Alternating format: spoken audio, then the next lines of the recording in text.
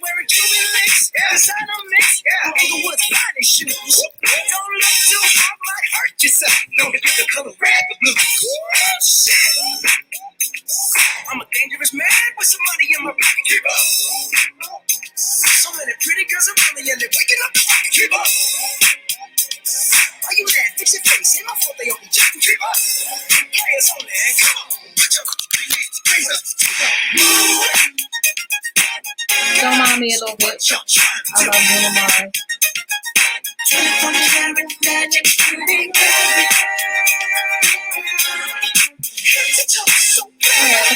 few folks coming in. Started in a minute. So glad you guys can join me.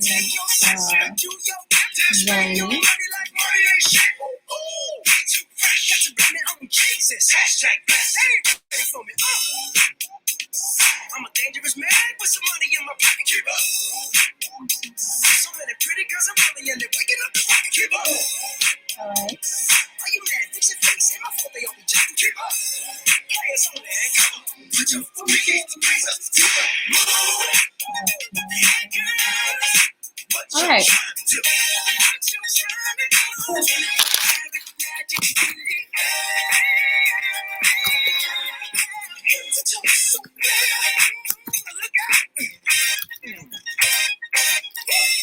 Everywhere I go, they be like, ooh, so bad.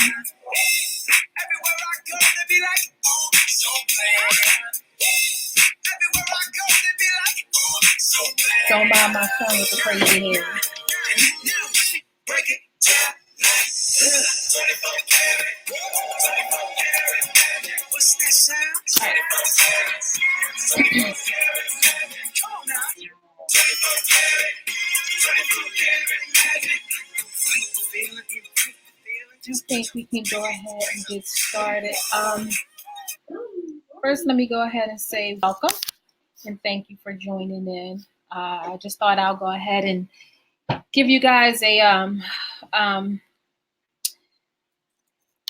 redo of what I attempted to do this morning. So occasionally I like to just pop on and do a practice question just for the purpose of providing my support. And this morning, I didn't know that, I was going through a practice question and my headphones were not working properly. So I did 30 minutes of a discussion, all of which you guys couldn't hear me. So as a courtesy, I just thought I'd go ahead and do another one in more of a private setting room and go ahead so we can all participate and talk and interact and engage. Okay, so just a little bit of house rules or just so that I can engage you guys a little bit more. If you are on a desktop computer or a laptop computer, let me know. Type in I'm on desktop or type in I'm on a laptop. Because there's some benefits to being on the laptop or the desktop. If you're on the laptop or the desktop, and if you want to join in with me, if you have a question that you want to ask me live, if you see that little hand on your computer near your chat box, if you were to hit that hand and raise it, it will allow me to invite you into my video chat, and I can actually see you live and actually hear you. And the way that would work, it would take you through a testing phase to see if your video camera is working properly and your microphone is working properly. And then after that, it'll bring you in. And it's only like 60 seconds of testing that to be able to bring you in. So that's the benefit of doing what we're about to do tonight in this private group room setting, because I can actually interact with you guys and engage with you a little bit more personably, and you can join in if necessary. Okay. If you have any questions, you can always type it over in the chat box, and I'll do my best with trying to pay attention to what's being asked, and then we can move forward from there. For those of you, I don't know who's all in the group, or who's all going to be joining in, because I just left this open to anyone to just kind of like register and jump on in. But for those of you who don't know me, my name is Bridget Montgomery. I am a master's social worker. I'm a licensed clinical social worker. I hold a master's of science in nonprofit management, and I am a national certified sex offender treatment specialist. So basically, what you just heard me describe is all those letters that are behind my name. Um, I do this because I just love supporting social workers and helping social workers reach their goal, and just become the best at what it is that you are out there doing. And so whenever I get an opportunity or I have free time on my hands, I like to come out and just try to help in that way. I do also provide private tutoring one to one for individuals who are prepping and preparing for the LCSW exam or the LMSW exam. And it doesn't matter what state you're in, because the forum that I use is much like this, is via the internet, and I use an interface called Zoom for most of you who don't know it. That's what I use. And so I like to take time out to work with the social workers in that way, and also provide supervision and consultation services. But tonight we're just going to go through a practice question. I do have two, if time allows, for me to go through the second one. I'll do that as well. For me, what's really important is that I teach. I'm not interested in the number of questions that I give out, but what's most important for me is the idea of being able to talk about, understand, and conceptualize what it is that we're working on. And so I like to take my time and slow walk um, through practice questions for the purpose of gaining a deeper understanding of what it is that we're doing. Now, what I do want to say to you all, and I need to encourage you with this, is that you know this material. So I will never give you any information that you don't already know. Here's how I know that you know this material. Everyone that is on this webinar are master's level social workers. So what I do know is that you do have at least a minimum of 2 years of intensive training in social work. And so you learned the basics. And you basically need the basics to be able to pass this exam. Now, the basics with the understanding of being able to analyze, process, and reason. So, this is a standardized exam, and we do know that. And with a standardized exam, you need to be able to critically look at the situation and be able to analyze what's going on. And then, as you analyze what's going on, apply the appropriate um, uh, intervention or response necessary to treat the problem, to treat the issue. And so that's what we're looking at here. For those of you who's been following me, I have some folks who've been following me for over a year. I have some folks who are just brand new to this whole process. But one thing you always hear me talk about is that there are two different types of questions. And those two different types of questions are recall questions and analytical questions. So if you need to write that down, write that down. So you have your recall questions and your analytical questions. Your analytical are going to run into your processing and reasoning. The recall questions are those questions that either you know it or you don't. If you know the information, then you apply what the skills that you need to be able to answer that particular question. And the reasoning questions or the analytical questions are those questions that you have to look at critically. You have to apply prior knowledge, information that you've already learned or information that you already have stored in your memory bank. Take a critical look at the situation that's in front of you. Be able to read between the lines, read what's not being said, synthesize that information by bringing everything together, and then selecting and choosing the appropriate answer.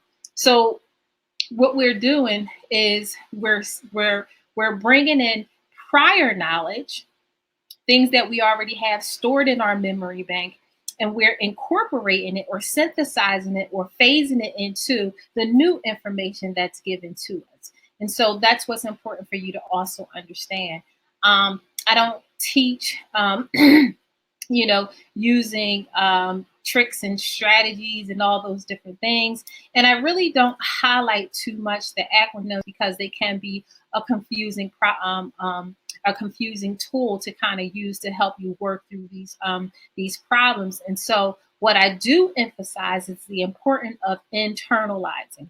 And you hear me say that all the time as well. You cannot take this exam by memorizing information. It's just too much information to know. And so trying to remember all this information, what's going to happen to you when you're in front of that computer? You have these questions up in front of you. You have that much time, a minute and a half to kind of think through, and you're trying to memorize what you read on a flashcard or what you've seen in a book or what you wrote down on your point sheet. And you're trying to remember that information, recall that information. You get a brain freeze. You stop.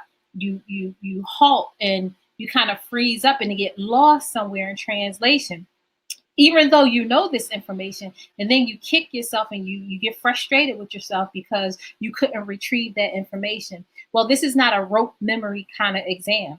This is an exam of understanding. Okay. That's all. It's an exam of understanding. And so when you're internalizing information, what you're doing is you're making that information a part of you. You're connecting with it. You're becoming one with it. And so with that being said, how do you internalize information? Well, we internalize by making the connection. Okay. So, you see situations that are relevant. You identify parts of a content area that you can kind of assimilate to something else, or connect it to something else. Even yourself, if you had a client that you had an experience with, remembering that client and connecting that client to that concept or a situation that you saw yourself in, and understanding, oh, this is what it is that, I was doing all along. And so it's time that we put technical names to what it is that we do on a daily basis. One more thing, and then I want to move on to the practice questions because I still see we got people coming in.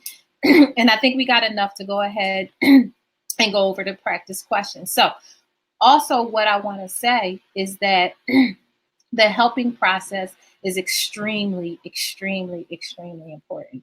Okay. We are social workers. We are a helping profession. And under no circumstance can you do what you do without understanding what it is that you do. And what you do is utilize the helping process. And now I know that sounds really funny, but that's what we do. We utilize what is called the helping process to work through the phases and stages of treatment that we go through with our client. And it doesn't matter what venue you're in. It doesn't matter what area of social work you're in. One of the things that I hear all the time, I hear people say, well, I'm not a medical social worker, or I'm not a school social worker. Or I'll hear a school social worker say, well, I'm not, an outpatient therapist. I haven't done any therapy per se. Well, you don't need to be, either a school social worker or a medical social worker to understand the operations of what we do as social workers, because it's all the same. The helping process is the helping process, and it will never change in whichever setting you're in. And we all utilize it. We all utilize it. So understanding the helping process, if you understand what it is that you do, you understand the relevance and the importance of it, you can see how it works itself into these practice questions. You can see how you can use that as a foundation or a basis for understanding what you need to do, depending on the type of question that you are you being faced with, the type of intervention that you might need to use. Based on where you are in the helping process will determine what type of intervention you use. So if I'm in the beginning phase of treatment, I'm definitely not going to use interventions that are, primarily used more or less in the middle phase of treatment when I'm working with an established client. And understanding that and knowing that, then you'll know which technique, which skill works best for the client at that particular phase of treatment that you're in. And so that's a point that I wanted to highlight as well. I talk about the helping process a little bit more in detail and in depth. I do have a webinar on the helping process, so you can always go and check that out. Or you can always schedule a one-to-one session with me, and we can go and talk about that a little bit more in detail. Now for the fun stuff. All right. So let's go ahead and take a look at the question that I have for us today, or this evening rather. All right. So I had to screen share. I couldn't use my PowerPoint the way I wanted to use it simply because it wouldn't allow me to be able to kind of, you know, type as I go along and talk to you guys as I go along. And I find that more helpful. So first thing that's really important when you're looking at this question, and I can almost guarantee that most of you are reading the question while I'm talking to you. So, what you need to take into consideration when you are in front of the test question, when you are in that testing center about, preparing to take your exam, pay attention to what's going on. Don't just jump in there and start reading the question and reading it so quickly and just trying to get the gist of the question. Okay. We need more than just the gist. You need to understand what it is that you're reading. And if you're speed reading, if you're skimming through, if you're just trying to if you're just trying to read the question just to pull out some quick points, then you're going to miss everything. So what you need to do is that you need to read these questions for an understanding, a clear understanding. And so it's extremely important that you take your time and pay attention to everything that you're reading. The other thing that I like to highlight that is very important for you to understand and for you to know is that every word counts. Now, I know some of you are probably already ready to answer the question and feel as though you got the right answer to, or you feel like you know what the answer is to the question as I'm giving the instruction. Because what happened is that I'm going to pause for 1 second. I think I just got a text about something. So it's saying that the chat is not open.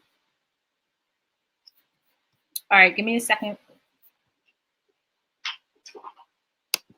See, technology, it can be great, but it can also cause some headaches.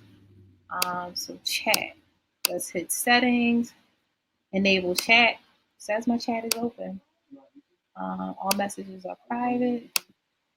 The thing is, I had the messages private. You guys are chatting, and I can see your chat messages.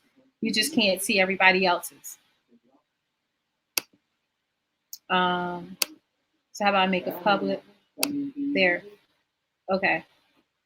It wasn't actually broken. I just had you guys messages as private. So as you're chatting, I can see all your chat messages. You just couldn't see it. And the only reason why I kept it private is simply because it is actually streaming. I think it's streaming on YouTube. I'm not sure. So just for the purpose of us dialoguing in this private setting right now, I just didn't want anything to be out there. So can everyone see the chat?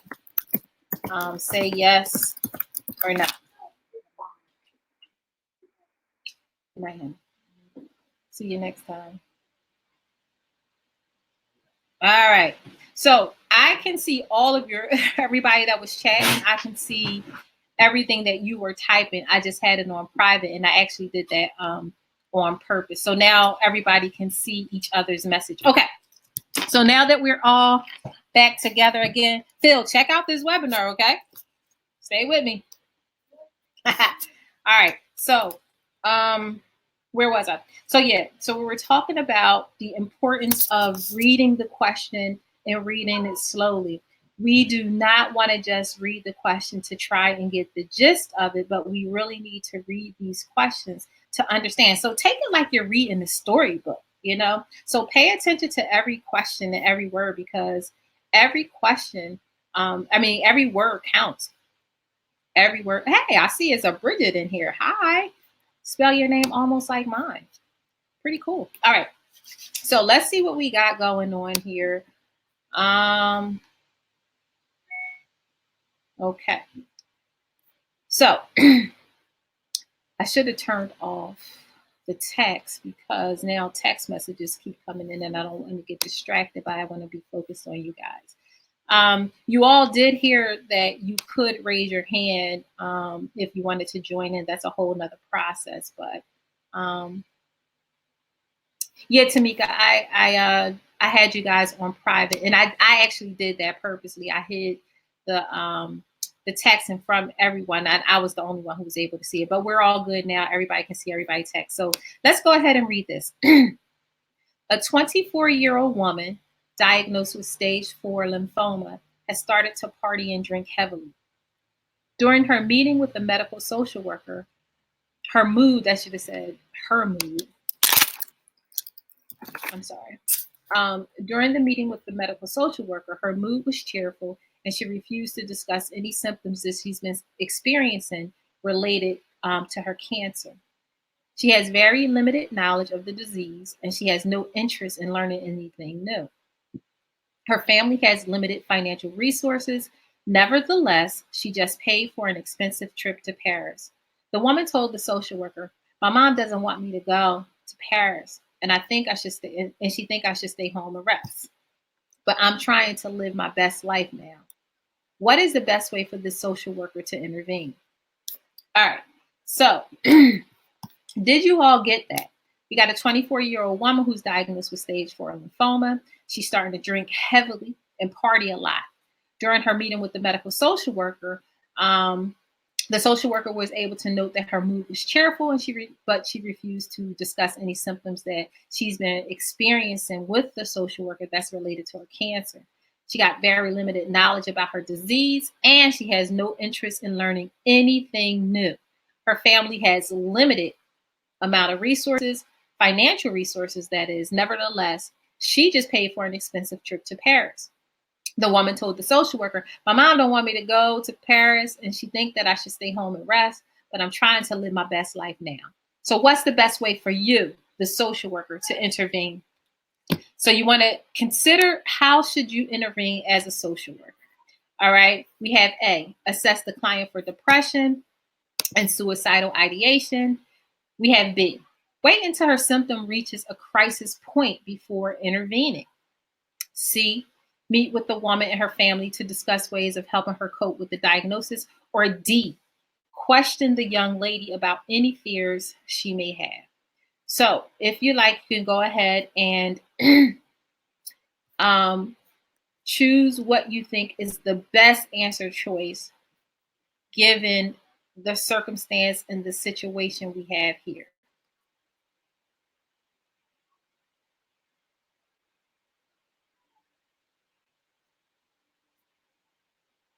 Whenever you guys are ready, you could go ahead and just type it in the comment section. I actually did not put a poll in here. My poll is for something different. Um,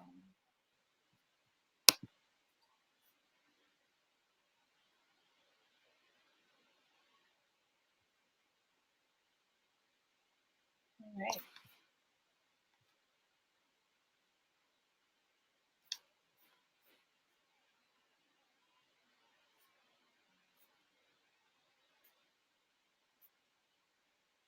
Okay.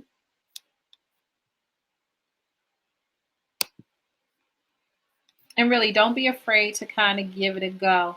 One thing that's really important that you need to understand is that, this is a learning process. This is a growing process. And what we do through dialogue and talking it out and giving our reason for why we're doing something is how we learn and we grow. So I encourage you all not to be afraid and just go ahead and give it a try.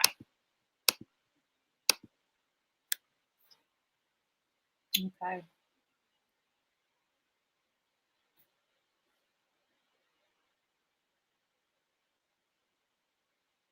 And I really meant to put the poll up so we could have kept our answers private, but that's all right. Um, I think this is a good way for us to kind of work it through. Okay, I'm gonna give you guys about another minute to go ahead and put your answers in. And I'm gonna respond to this text message while you do that.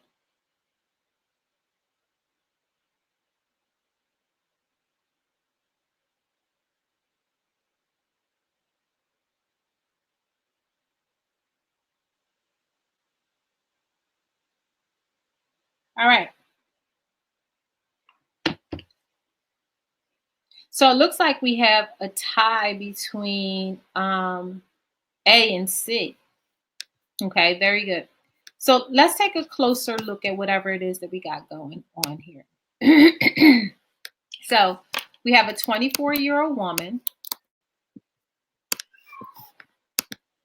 right, who's diagnosed with stage 4 lymphoma cancer. And so we know that stage 4 is pretty much kind of like terminal, right? And it looks like she started to party and drink heavily.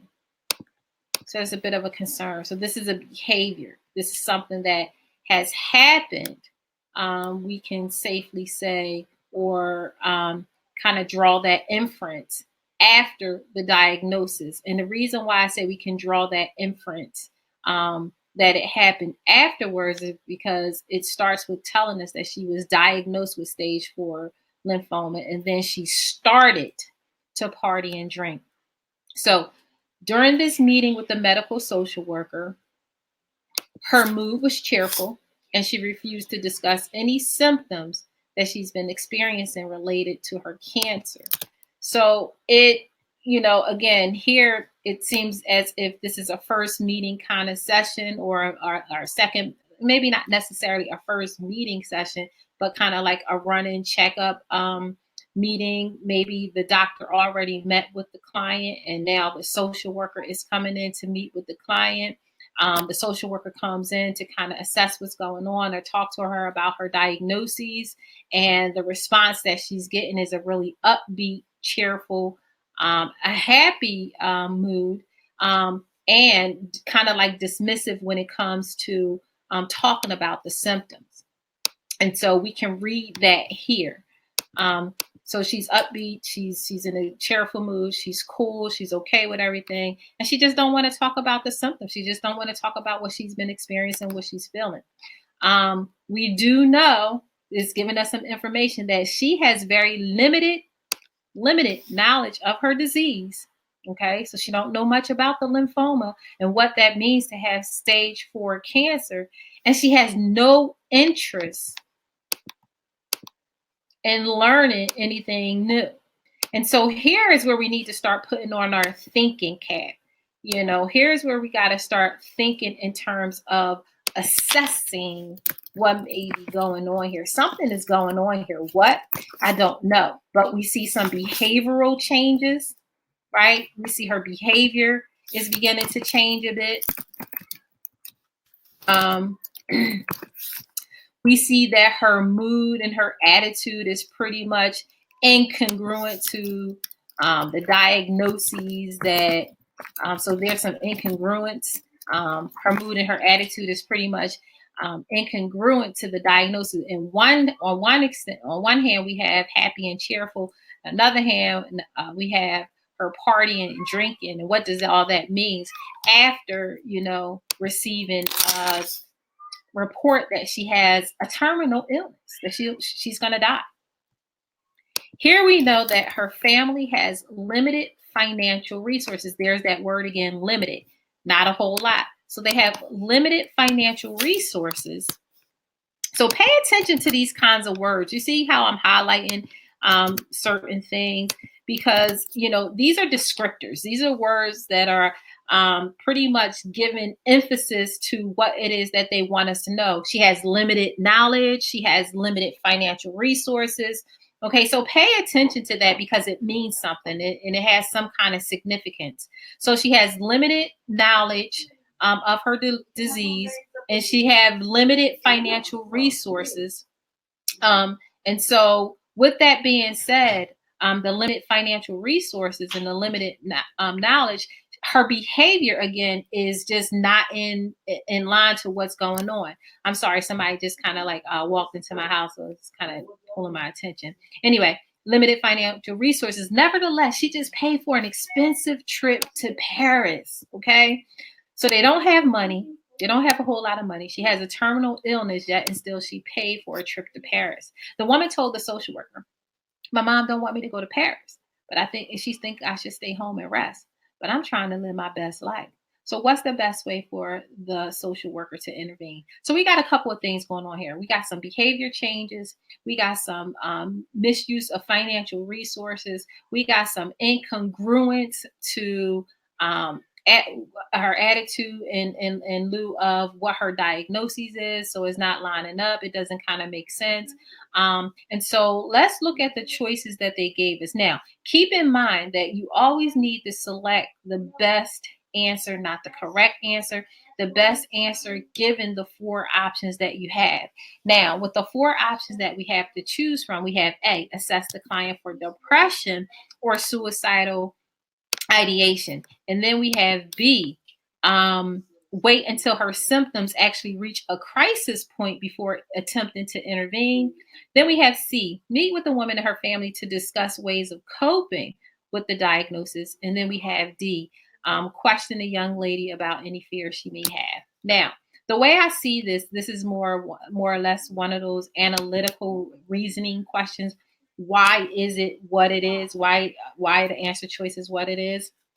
And so we need to look at the four options that's given and try to see how we can process through that and see if we can make sense with that. So with choice A, assess the client for depression and suicidal ideation.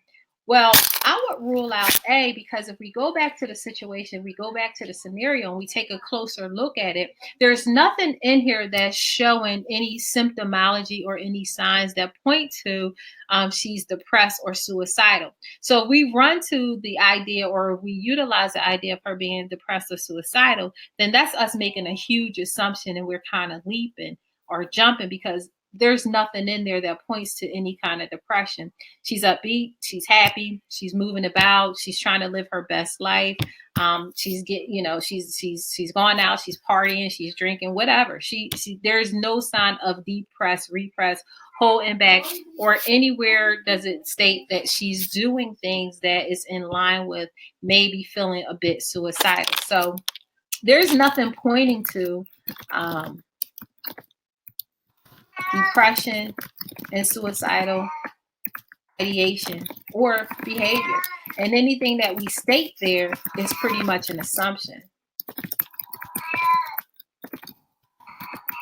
So we don't want to assume, we don't want to add things, we don't want to put something else in that situation and make it more than what it is. We just want to utilize the information that we have. And so based on the information that we have, nothing is pointing to depression or suicide.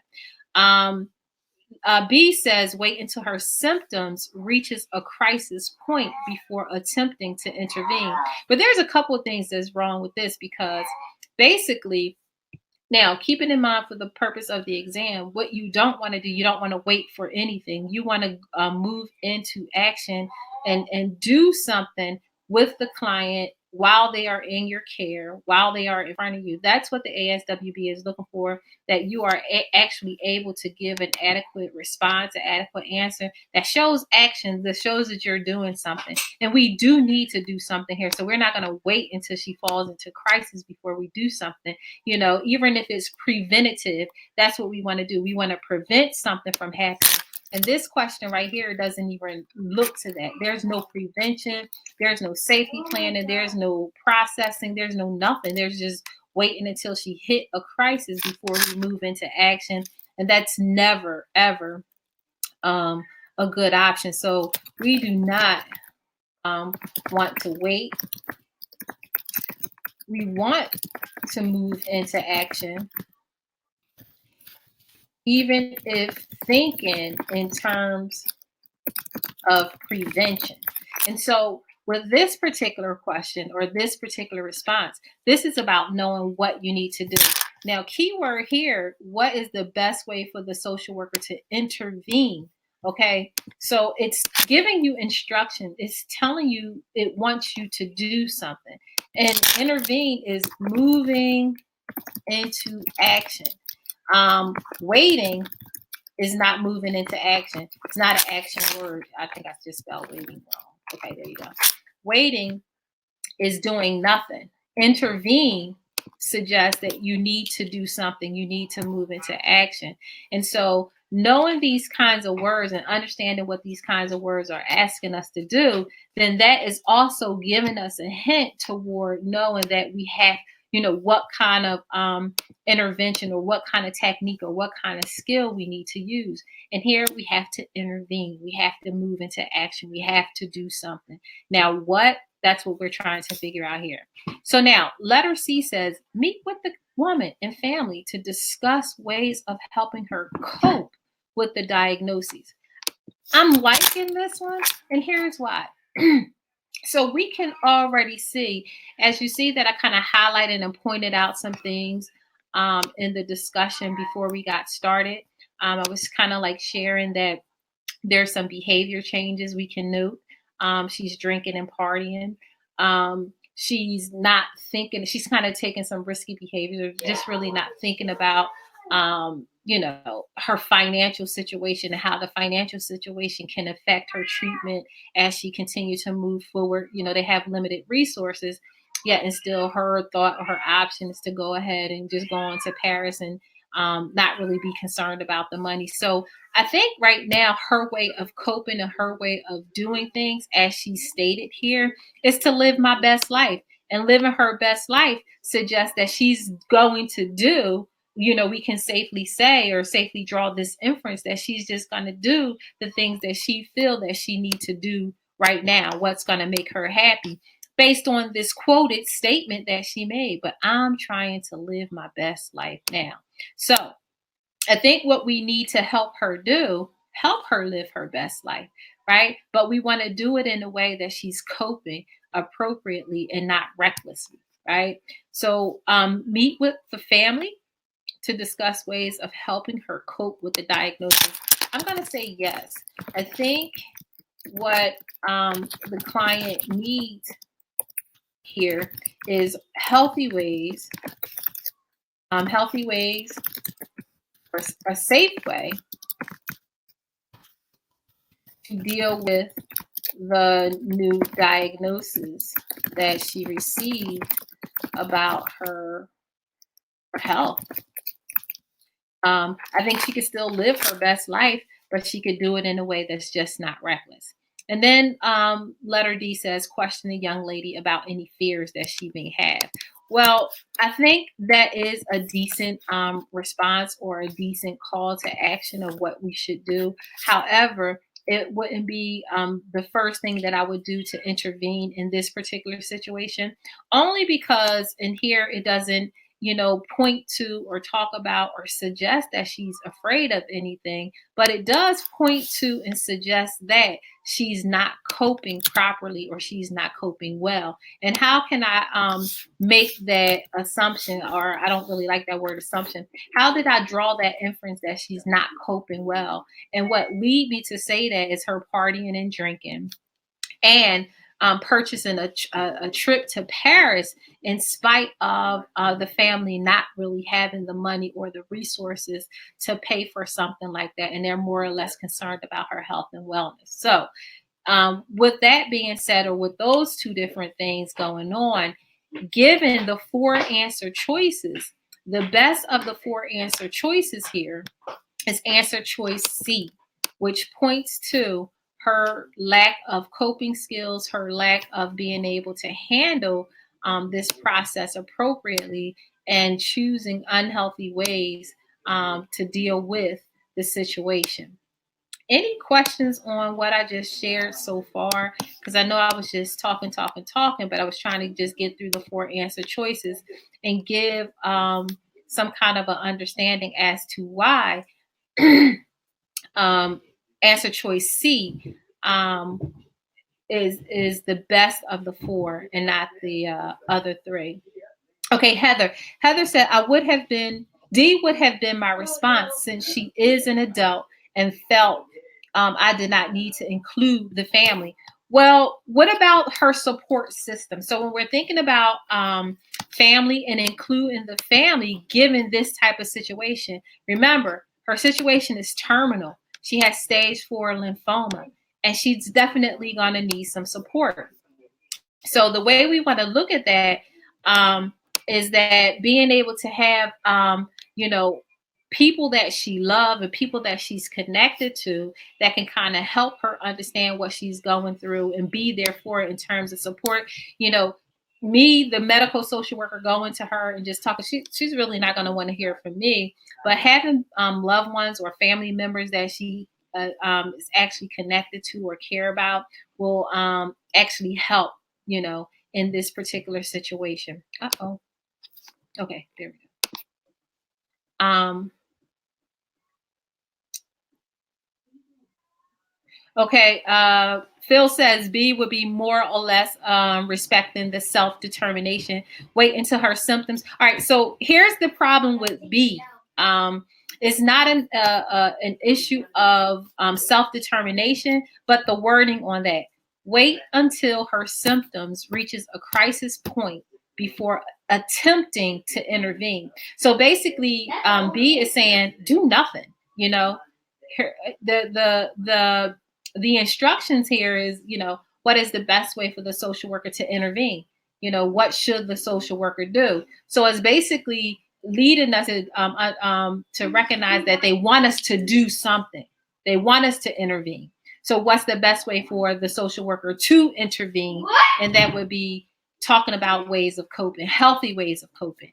And I think healthy ways of coping is still clients' right to self-determination. But basically what we want to talk about, we want to bring the family in, we want to bring her in, and we want to talk about, you know, different ways that you know, she can cope with, you know, how is this diagnosis affecting you? You know, what is it that you think you could do or you need to do to kind of help you get through this situation? And you know, when we're thinking about how we're going to do this, you know, we want to think about ways that's gonna, you know, be beneficial to you, and not only to you but to the family overall. So we want to kind of process through this. What do you think you need, and how can we be a support to you?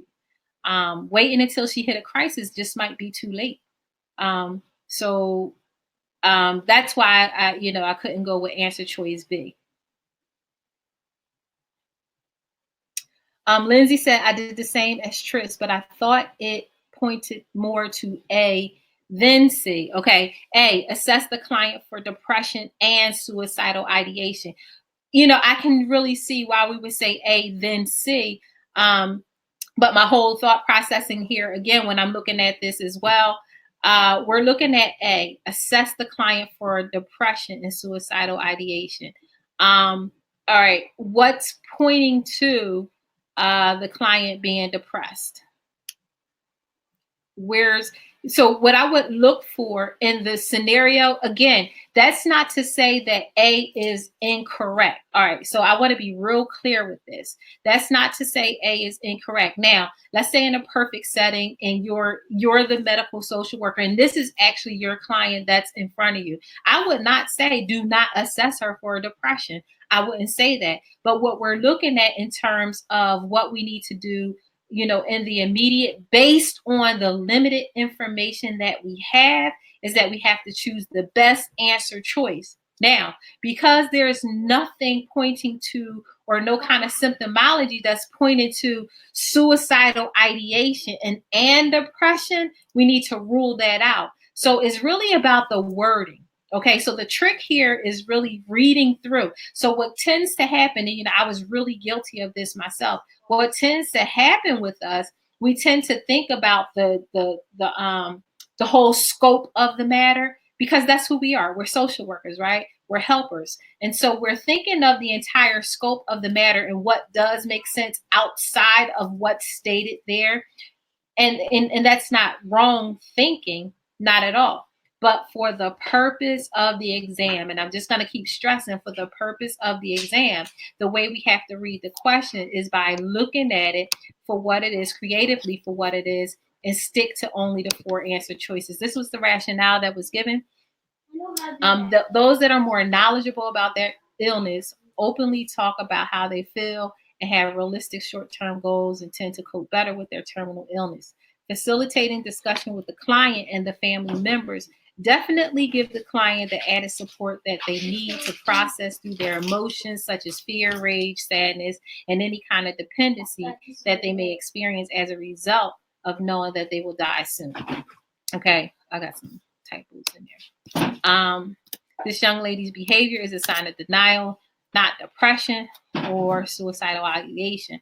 Also, since the family has had limited resources waiting to discuss, the issues may not be the best intervention that is offered. Meaning that the young lady is in denial, it is unlikely that she will respond well to any type of confrontation. So we don't want to confront her on what it is that she's doing. We really don't want to wait. We really don't want to talk about any of that other stuff. So we just pretty much want to kind of provide her with some support for coping. Because clearly she's not processing this well. She's not taking it in well. And she's not receiving the diagnoses very well. True story. This is very true story. My niece, who is now 27, I don't know how old she is, but she's 20, I think 27. She's 3 years. She's actually 3 years remission. She was diagnosed with literally stage 4 lymphoma cancer, and she beat it. Strangely enough, her response was pretty much the same, even though she was in a lot of pain and went through a whole lot of different situations. Had to do a lot of radiation and a lot of chemotherapy. Of course, lost her hair. Her body was eaten up to a frailty. She was left to just skin and bones. But somehow, by the grace of God, she fought back and she's still here with us. And throughout the entire fight, which I call her my superwoman, I see her as extremely amazing. Her attitude and her outlook in regards to what she was dealing with was miraculous and was just amazing. And nothing and no one can tell me that it was nothing short of her attitude that helped her to survive and beat this cancer and fight her way back. She's still with us. This isn't my niece that this question is about. It's just funny that I came across this question and it just hit me in that way and just kind of brought me back to my niece. So I kind of wanted to share this and talk about it. Nevertheless, just having that family support is necessary and needed. And talking about healthy ways of coping is what's important. So again, what I need to highlight, if I highlight nothing else, it's about just utilizing the information that you do have that's in front of you, being careful of not adding or taking away anything that would help your brain conceptualize what's going on. Because with the ASWB, you're not going to have a passage this long. You're going to have 2 to 3 sentences. That's it, 3 sentences max, right?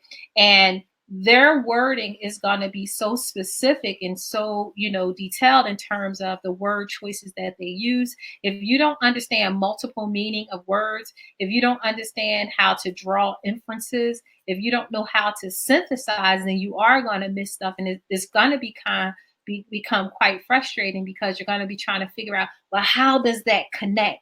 These things don't connect. And so you got to fill in the missing pieces, not add, not take away, but fill in. And there is a difference. I hope that makes sense. Anybody got any questions to what I just said?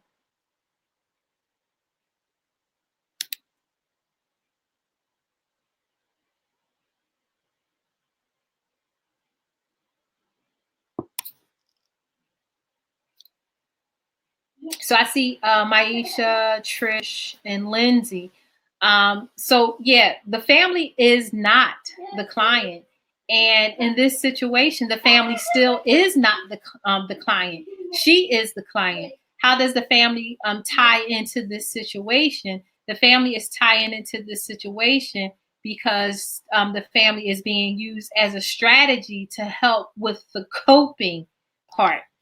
Does that make any sense? So, Bridget, I'm going to reframe that. I'm going to restate that same question that you just asked me, and I'm going to ask you. When you look at this question, knowing that a recall question is assessing your knowledge of what you know. So it's basically you know it or you don't.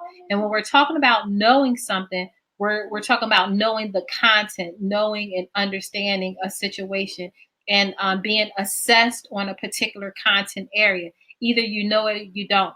That would be considered a recall question. So when we're looking at this type of question, for me, this type of question is an analytical, because you have to analyze what's going on here. You have to process through this. You have to reason through this. You have to look at the words closely and see what's being said and what's not being said, and being able to take all the information and pull it together and choose the best response in relation to the question that's being asked. And you also have to identify the issue or the problem that's going on here. And that's one thing that I didn't do. And maybe in another session, I can show you all how I do that. I think it's really important being able to identify what the actual issue here is. And so we know who the identified client is, okay? So let's see if we can still kind of process through that. We know who the identified client is, right?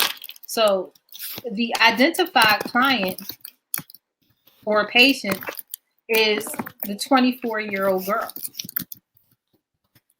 Now, what is the problem or the issue that needs to be addressed here? So when we look at the whole situation, the problem and the issue here is that her family has limited resources. Nevertheless, she paid for an expensive trip to Paris. She told the social worker, "My mom don't want me to go to Paris, and she think I should stay home and rest. But I'm trying to live my best life," right? So she's trying to go somewhere and do something with resources that they really don't have, right? That's an issue. Something else that's an issue. The issue is she's partying and she's drinking, you know, after being diagnosed with this stage 4 lymphoma cancer. So the issue here, we have to address the behavior. We have to address the choices. We have to address how she's responding to what was said to her. And so how do we address that? We address that by trying to help her to cope with it. I hope that makes sense. You know, we're not addressing depression. We're not just going to ignore the behavior or ignore what's going on. And questioning her about her fears, that's not so a wrong answer, or so to speak. I think it's how we word that, how we will address that, and how we will weave that into the situation. And I think we can weave that into the situation somewhere. But first, let's cope. Let's figure out how we're going to cope with this. You've been diagnosed with stage 4 lymphoma. She's not coping well. The issue is she's not coping well. And so because she's not coping well, we need to help her with coping. And bringing in a support system to help us, address this with her is how the family gets tied into this. This is not my question. I didn't write this question. I actually found this question. And I found it to be interesting, so I thought I'd share it. Philip said a key thing is the setting. True. I agree. The setting. And the setting is that she's definitely at a hospital. She's in a hospital because she's talking with a medical social worker. So she's here at this place. She's come up, apparently quite possibly coming in for a checkup, or she's about to leave after being given the information. And it's the medical social worker's responsibility to talk to her about the diagnoses, how to handle it, and how to deal with it. And so the client don't want to talk about it. So if she don't want to talk about what she's feeling, if she don't want to talk about her symptoms, if she don't want to talk about the diagnoses, what is that telling you? She's just, I don't want to deal with it. But we have to deal with it. We have to cope with this. We have to hear the obvious. We have to hear what we don't want to hear so that we can know to address it. Great point, Philip. What I see that the client's quotation says, the client statement should be addressed. I hope I am on the right track. Good job, Latanya. Yep. Okay. All right. Good discussion, y'all. That was great. Yeah, one question. Took us about 45 minutes to work through. I think again, it's so many different things that you guys can kind of process through and work out in these situations. That to me, what's really important is paying attention to word choice, staying specific to the vignette and the vignette only, being careful of not to add anything or take anything away, understanding the difference between synthesizing, drawing inferences, and making assumptions. There's a huge difference. When you make assumptions, you're adding your own information. When you synthesize and draw information, you're using the information that's already given, and you're pulling together. You're pulling other information from prior knowledge together to what's already given to be able to make the best answer or come up with the best answer choice that you most possibly can get. Okay. Give me 1 second, guys. If you have time, I will go on to the second question. If you don't, that's absolutely fine. We could go ahead and say good night. But I have a guest who just walked in for a quick second, so I just kind of want to talk to her for a minute. So take a break and talk amongst yourselves. I'll be right back.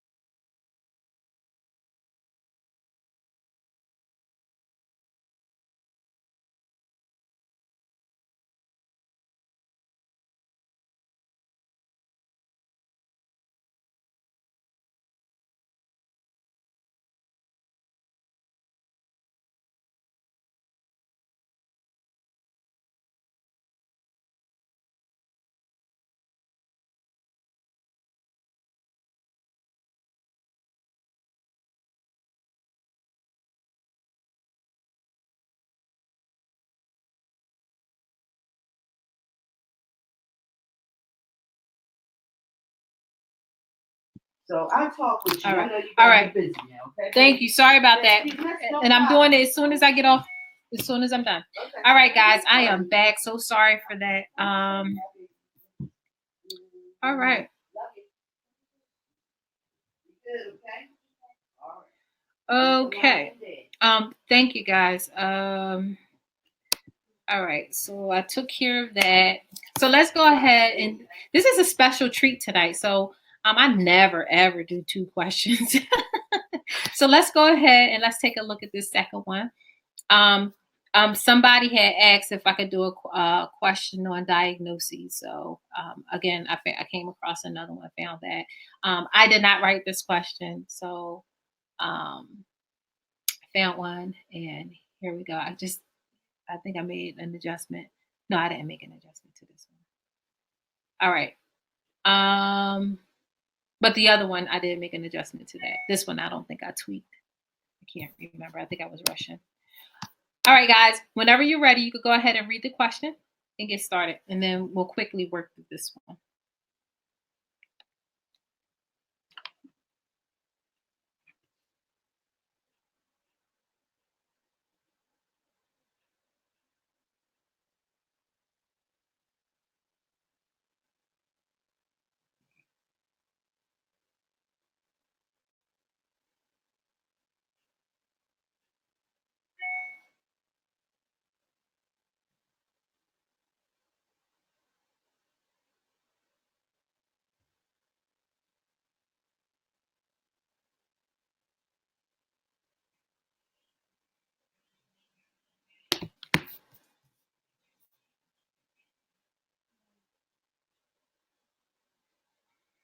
Okay, whenever you guys are ready, you could go ahead and start answering, or if you need me to read this, I can read through it.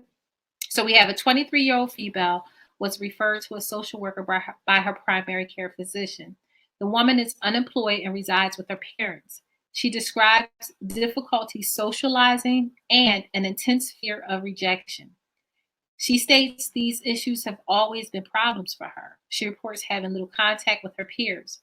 Although she fantasizes about having friends, she thinks she is socially inept. She reports that she struggles to meet new people due to her fears that people will not like her. She does not recognize that her fears are irrational.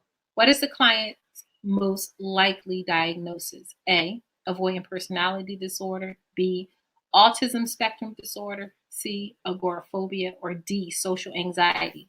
Now, when you come across questions dealing with diagnoses, these are basically recall questions. All right. So it's going to recall, assess, what you know. Paying attention to symptoms, duration, behaviors, So these are the different things that you're going to pay attention to help you highlight or kind of have an understanding of what's going on. Okay. Good. I see we got some answers coming up.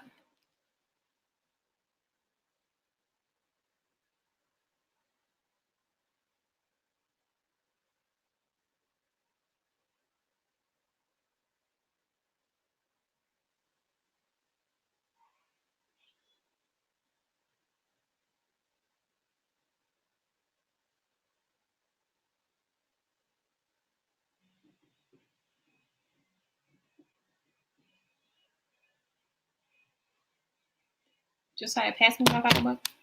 Okay, so we got 4 people who responded. Anybody else want to put up some answers? All right. So when we look at this quickly and a little bit closely, we have the choices between avoidant personality, autism, agoraphobia, and social anxiety disorder. Well, we could easily rule out agoraphobia because agoraphobia has a lot to do with like fear. I think fear of heights or something like that. That's a fear of heights or small places or something like that. I'm sorry, my brain is kind of like shutting down on me again. And then we have autism spectrum disorder, right? Well, ASD can look like a lot of things, but here, You said your wallet. just go. Here, she is describing difficulty with socializing and an intense fear of rejection. So, what with people that are on the spectrum or with ASD don't really recognize, the discrepancy in their social interaction skills, or fear of being rejected is not even a criteria, something that they, would deal with or worry about, because to them, just, being accepted or rejected is pretty much non-existent. So nothing in this here statement points to any kind of symptomology related to autism spectrum disorder. So we can kind of rule that out as well. So that's a no, and that's a no. When it comes to avoidant personality disorder and social anxiety disorder, the two can look quite similar. They can look a lot alike. Um, and I think what's important with this particular question is knowing the distinguishing characteristics between avoidant personality versus social anxiety disorder. Um, and with avoidant personality disorder, what stands out the most is that they really don't understand some certain things. So here she states that these issue has always been a problem for her. She reports having little contact with her peers. Although she fantasizes about having friends, she thinks she's socially inept. She reports that she struggles to meet new people due to her fears that people will not like her, right? And so she does not recognize that her fears are irrational. And so, with that being said, you know, I'm sorry, that's the distinction here that we're going to see when it comes to the difference between the personality disorder versus the social anxiety disorder. And so, when we're looking at what the correct answer is, the correct answer for this particular situation is A. With avoidant personality disorder, you have a long-standing fear of rejection and a sense of inadequacy. People with this disorder do not recognize that their fears are irrational. They often lack social relationships and may have occupational problems. The client does not describe symptoms of anxiety when she's in social situation, but instead she avoids the social situations and does not recognize that her fears are excessive. So, with that being said, that's why D is a no. And A is a yes. So these types of questions are questions that you want to be able to get. You want to be able to answer your recall questions. So it's important for you to know those. How do you study best? Again, you identify those characteristics that make the distinction. So you're going to have things like this, right? You're going to have things like avoidant personality disorder and social anxiety disorder. You know, understand what, separate them. Adjustment disorder. Sorry, I'm losing my voice. And PTSD. Know what distinguish them. Schizophrenia, which is now called schizophrenia spectrum disorder, and bipolar spectrum, this pervasive depressive disorder, and major depressive disorder, right? So these are various diagnoses that you may come across on the exam, and they can seem very similar. And there are some things that distinguish, or maybe I should put schizoaffective disorder here as well, because sometimes schizoaffective could look like bipolar, but schizoaffective, believe it or not, no, let me say, schizotypal. Schizotypal disorder can kind of mimic, ASD and can kind of look like that as well. So looking at those various disorders and knowing the classification, duration, symptomology, what separates them, and highlighting those particulars will help you better choose between which it is when it comes time to take the exam, and you may find yourself with a question that have two very similar disorders as a choice for an answer. Knowing the difference in that duration, knowing the difference in time, knowing the difference in the criteria that you might meet is the distinction that's going to you're going to need to know with being able to answer the question correctly. All right. Any questions on that? I am really losing my voice here. I probably need to get me a cup of tea. Get ready to call it a night. And but I just want to give you guys an opportunity or a chance to ask any questions if you have any before I say goodnight. Latrice, I see you said that you're in an advanced group.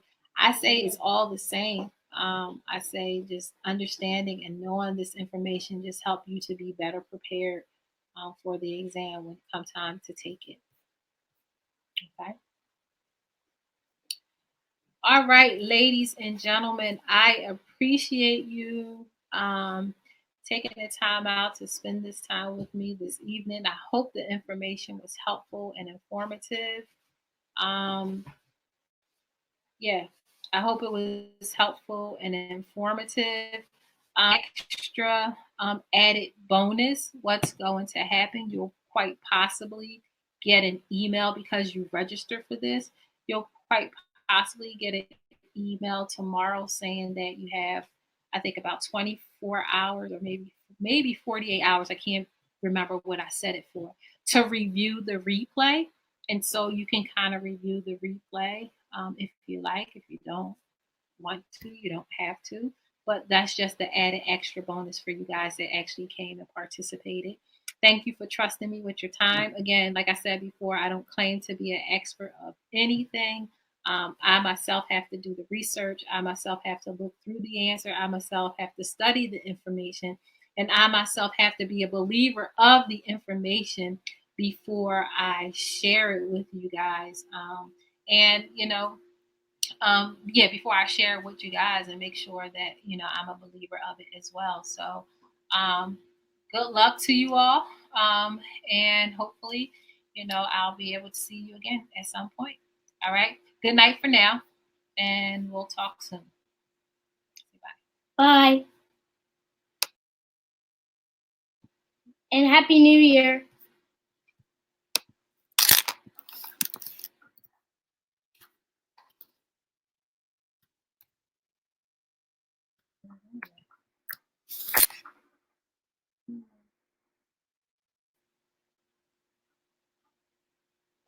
Mom, I know the answer. It's A. Okay.